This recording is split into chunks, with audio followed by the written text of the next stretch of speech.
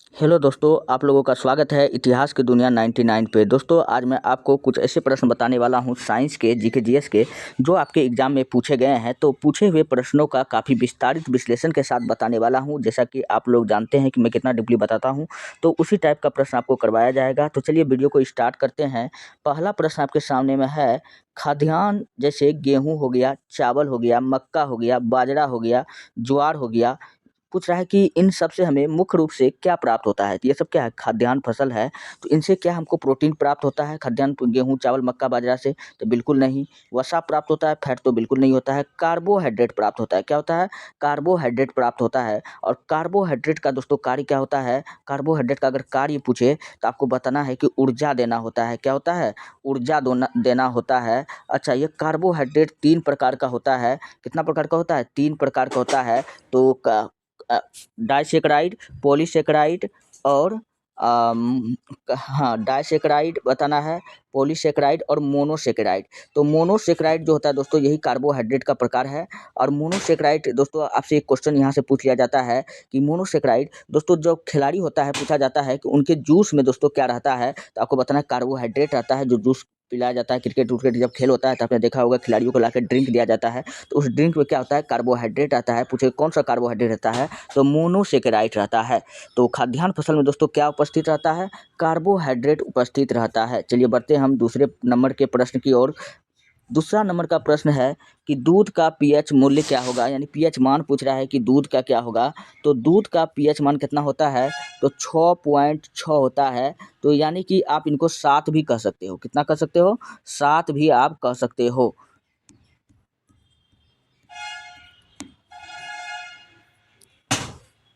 दूध का पीएच मान कितना होता है? तो 6.6, यानी कि आप 7 भी कह सकते हो। तो 6.6 बिल्कुल हो गया। अच्छा, अंडा का पूछे कितना होता है? दोस्तों अंडा हो गया, अंडा हो गया, अंडा, खून, पसीना, पसीना, लार, पसीना और लार, इन सब का पीएच मान होगा 7.4। कितना होता है? 7.4। अंडा, खून, पसीना, लार, इन सब का पीएच मान 7.4। एक बार में आपको याद रखना है। नींबू का पूछे कितना होता है? तो नींबू जब भी आप मार्केट में जाते हैं तो आप 2 या 4 लेते हो। 1 केजी 2 केजी थोड़े लेते हो, या तो 2 लेते हो या तो 4 लेते हो। तो 2.4 आपको बताना है। तो गाना याद रखना है, एगो नीमुआ 2-4 गो मिर्ची लटकाइला चोटी में। तो 2-4 क्या हो जाएगा? इसका राइट आंसर हो जाएगा 2.4। चलिए बढ़ते हैं नेक्स्ट। और यहाँ पर देखिए कुछ इनके डिस्कशन होगा कि दूध का पीएच मूल्य यानी पीएच मान लगभग कितना होता है? 6.6 होता है। क्वेश्चन पूछा जाएगा कि दूध में क्या पाया जाता है? तो दूध में लैक्टोज पाया जाता है। क्या पाया जाता है? लैक्टोज पाया जाता है। और इसी लैक्टोज के कारण क्या होता है दोस्तों? दूध हमको मीठा लगता है। तो दूध का पूछेगा कि दूध में कौन सा शर्करा पाया जाता है? तो दोस्तों दूध में जो है लैक्टोज पाया जाता है। और लैक्टोज का कार्य क्या होता है? दूध को मीठा जो कर देता है, कौन कर देता है? यही लैक्टोज कर देता है। और दूध के खट्टा होने का प्रमुख कारण पूछेगा लैक्टोज का लैक्टिक एसिड में बदलना। चलिए बढ़ते हैं नेक्स्ट। अगला प्रश्न आपके सामने में है, तत्व मैग्नीशियम सल्फर के साथ अभिक्रिया कर कौन सा बंध बनाता है? तो तत्व मैग्नीशियम जो है वो सल्फर के साथ अभिक्रिया करके आयनिक बंध बनाता है। क्या बनाता है?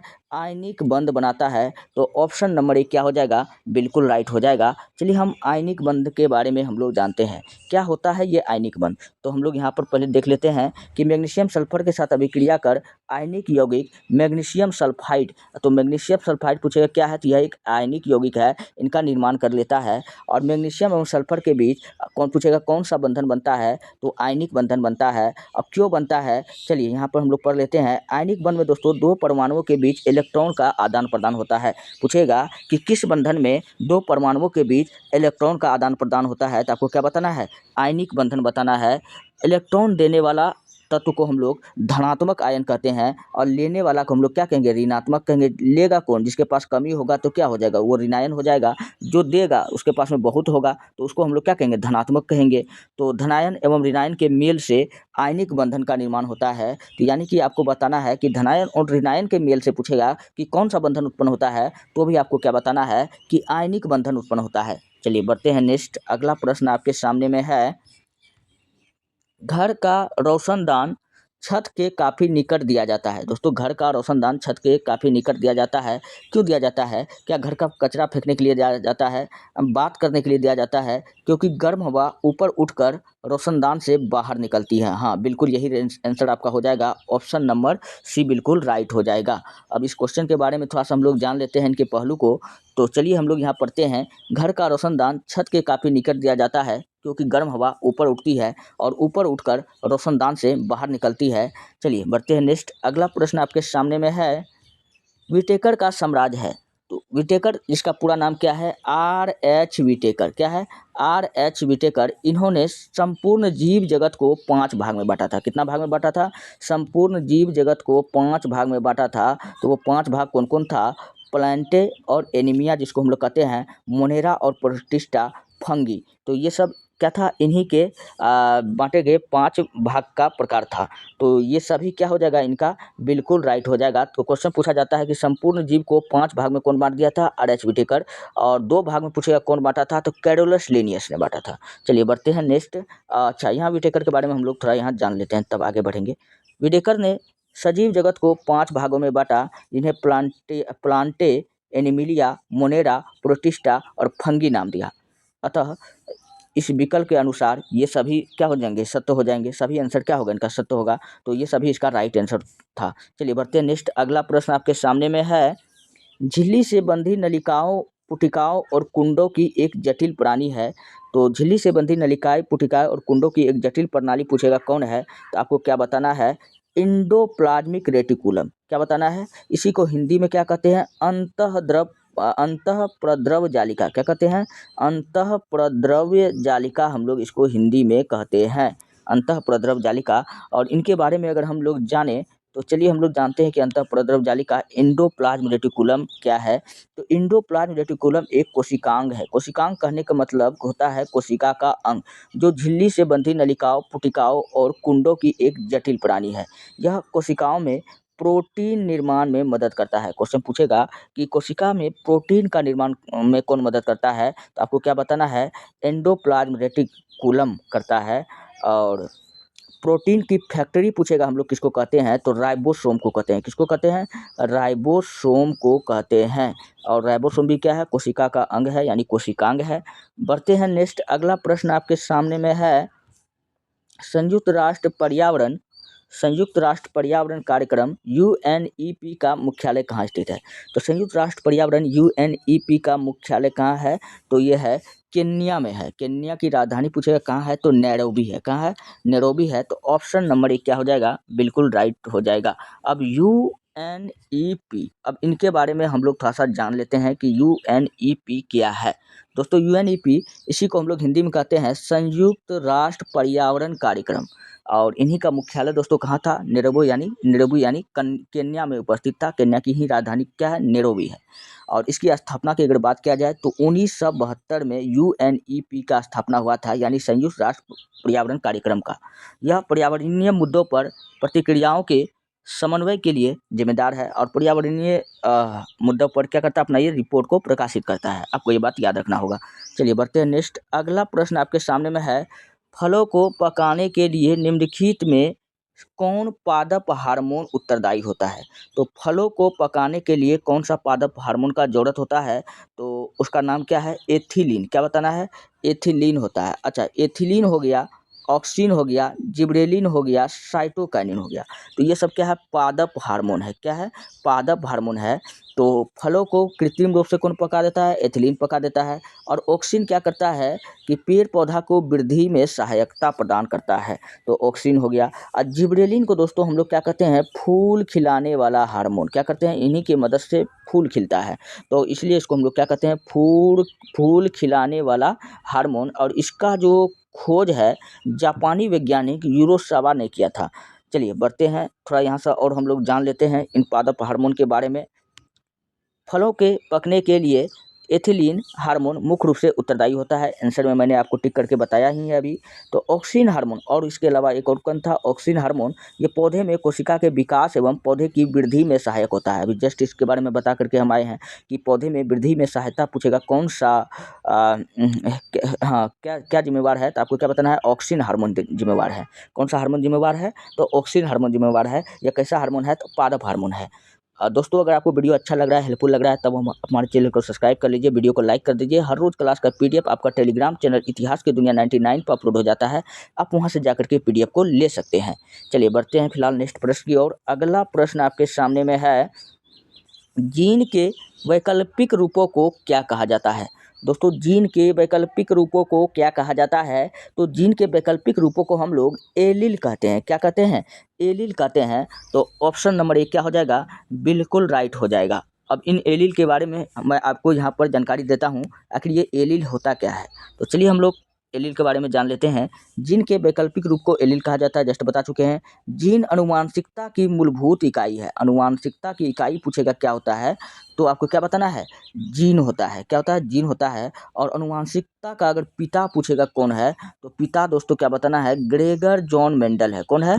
मेंडल है। ये ऑस्ट्रिया के ब्रून शहर के पादरी था, आपको ये बात याद रखना है। तो मेंडल क्या है? मेंडल जो है अनुवांशिकता का पिता है। चलिए जीन पर ही डीएनए, इसका फुल फॉर्म होता है डीऑक्सी राइबोज न्यूक्लिड, एन से न्यूक्लिड, ए से एसिड की अति सूक्ष्म रचनाएं पाई जाती है। तो जीन पर ही पूछेगा क्या पाया जाता है, तो डीएनए पाया जाता है। क्या पाया जाता है? डीएनए पाया जाता है। जब जीन के डीएनए में कोई परिवर्तन होता है तो उसे म्यूटेशन या उत्परिवर्तन कहते हैं। जब इसी जीन में कुछ परिवर्तन होता है, इनको हम लोग क्या कहते हैं? म्यूटेशन, या इन्हीं को हम लोग क्या कहते हैं?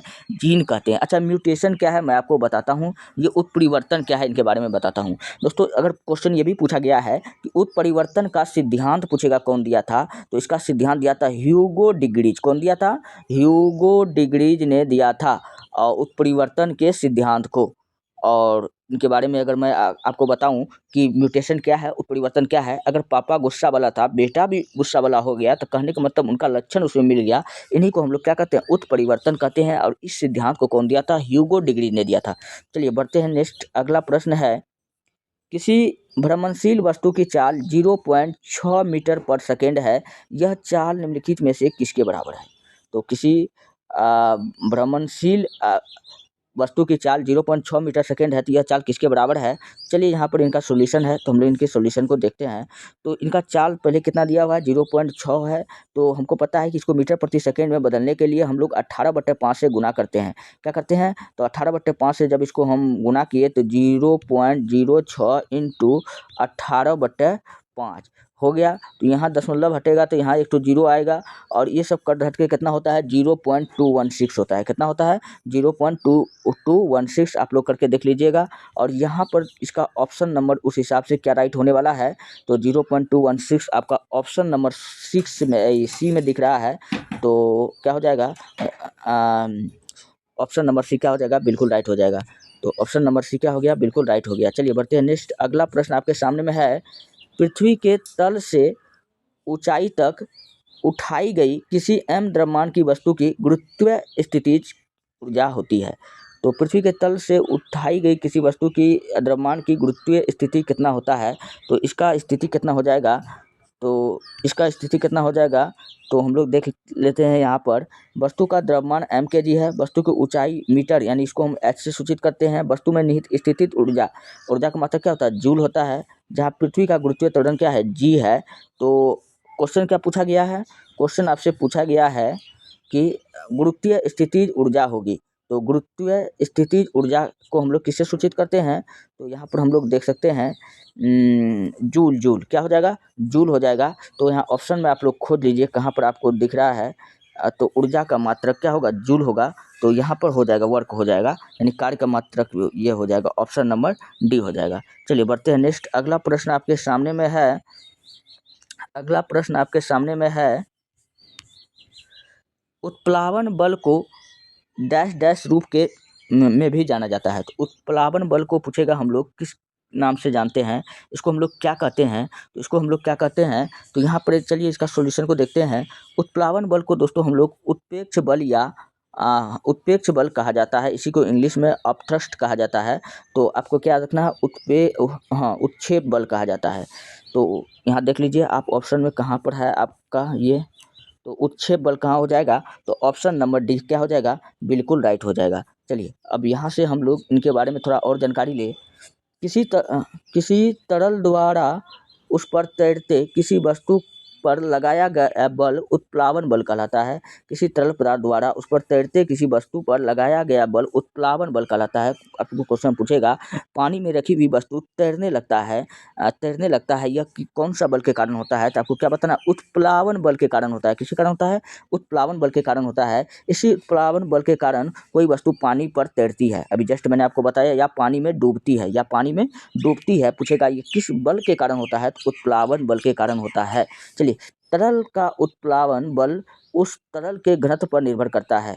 तो बताना है, तरल उत्प्लावन बल उस तरल के घनत्व किस पर निर्भर करता है, घनत्व पर निर्भर करता है। जिस तरल का घनत्व ज़्यादा होगा उसका उत्प्लावन बल उतना ही ज़्यादा होगा, यानी घनत्व ज़्यादा होगा तो उत्प्लावन बल क्या होगा, ज़्यादा होगा। आपको ये बात याद रखना है। चलिए बढ़ते हैं नेक्स्ट। अगला प्रश्न आपके सामने में है, डॉल्फिन, चमगादड़ और प्रोपाइज क्या उपयोग करते हैं। तो ये सब क्या करते हैं, ये सब अल्ट्रासाउंड का उपयोग करते हैं। तो क्या हो जाएगा, यहाँ पर आप लोग देख लीजिए, इसका ऑप्शन में क्या दिया हुआ है, तो ये सब किसका उपयोग करते हैं, तो डॉल्फिन, चमगादड़ और प्रोपाइज सभी अल्ट्रासाउंड तरंग छोड़ते हैं। कौन सा तरंग छोड़ते हैं, अल्ट्रासाउंड तरंग छोड़ते हैं। इस तरंग तथा इसके परावर्तन से यह अपने आसपास के खतरों का पता लगा लेते हैं।